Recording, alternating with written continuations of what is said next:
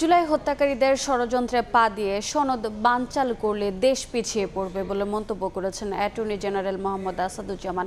সকালে রাজধানীর এফডিসিতে গণতন্ত্র সুরক্ষায় জুলাই সনদ বাস্তবায়ন নিয়ে বিতর্ক প্রতিযোগিতায় প্রধান অতিথির বক্তব্যে এ মন্তব্য করেন তিনি। বলেন, জুলাই সনদ নিয়ে মতভিন্নতা থাকতে পারে, তবে গণহত্যাকারীদের কোনো ষড়যন্ত্রে পা দেওয়া যাবে না।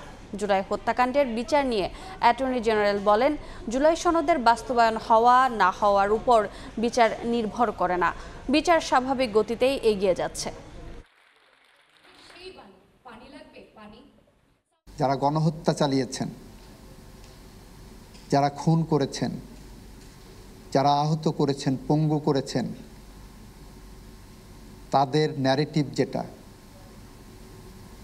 সেই ন্যারেটিভ গ্রহণ করে জুলাই সনদকে যদি আমরা বানচাল করতে চাই, তাহলে বাংলাদেশ পিছিয়ে পড়বে।